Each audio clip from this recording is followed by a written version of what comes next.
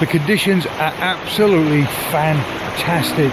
There's been a slight fluttering of snow throughout the night, but only very slight, but it appears to be the only places where that fluttering of snow has stuck is on top of ice.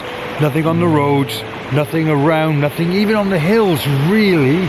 A little bit, but not too much. So the idea of this video is I'm going to wander around locations I've probably visited many times before, but I'm here to take advantage of these rather awesome and splendid conditions.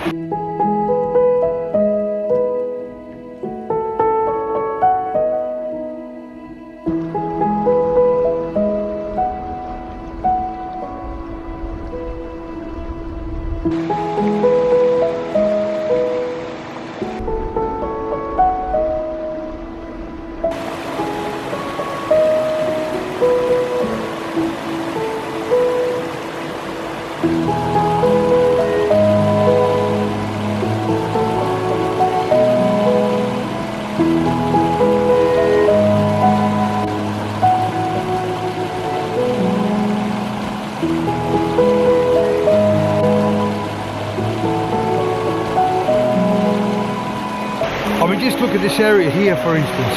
Now, I'm at the Buchel, as you know. Water levels aren't particularly high. Look at that. Isn't that just incredible? But there's icicles, there's lots of ice, like I say, lots of snow. I might even do a little bit of abstract, I'm not really sure. But what I do know is this video is going to be short, sharp and sweet, and I'm going to try and capture as many images as I possibly can. I'll show you the ones that work, and I'll also show you the ones that don't.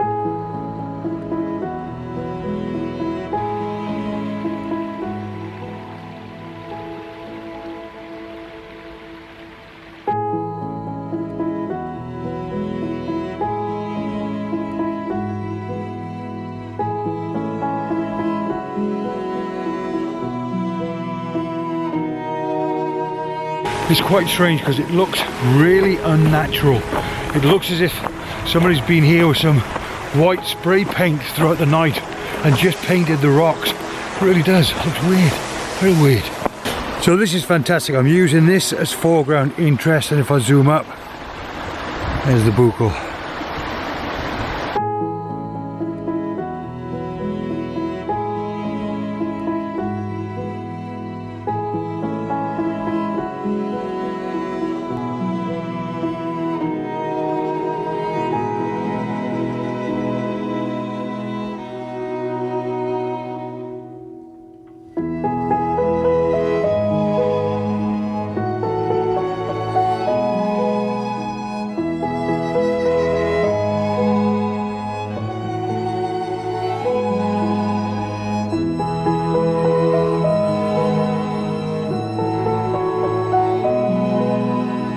Look, I'm in the A1 position. I don't want to take the A1 position shot, but in these conditions it looks quite special, even though there's very little water running down.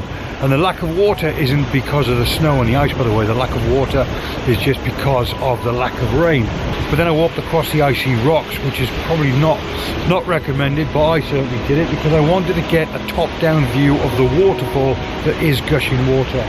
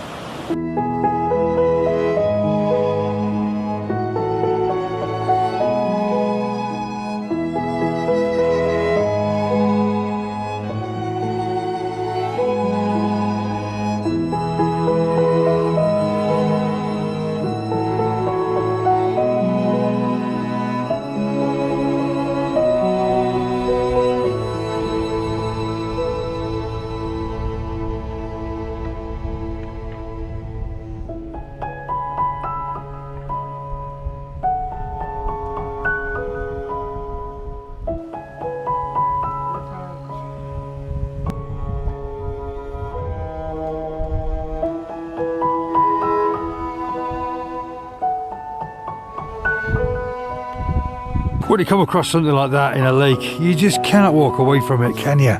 That's just terrific.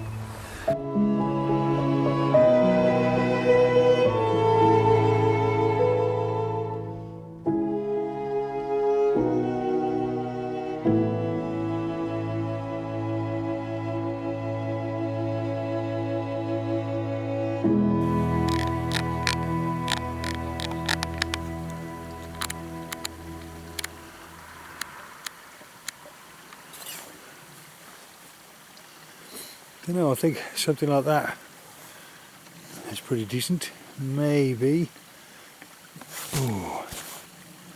maybe coming across and including that. Yeah, I think if I photograph that like that, I think that composition will work. If I do that, I'm just trying to make the tree slightly smaller in the frame. Ooh, it's a nice bit of colour. I'm going to have to crack on and grab this picture ASAP.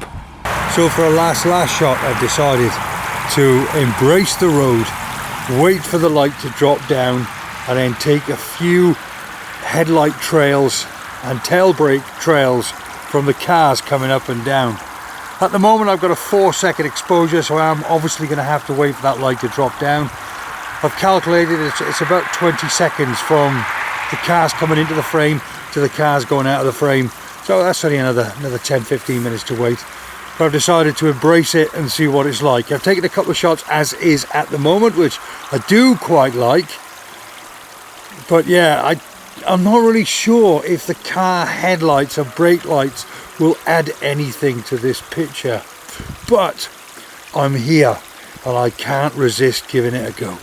So whilst I'm hanging on for the light to drop so I can catch these car trails, and because my camera is pretty crappy at filming when the light really drops off, I'll say my goodbyes now just before you take a look at these last few pictures. So do me a favour, as I've got to say, help support the channel, give this video a thumbs up and subscribe if you're not already a subscriber, and try and check out some of my back catalogue as well. Cheers.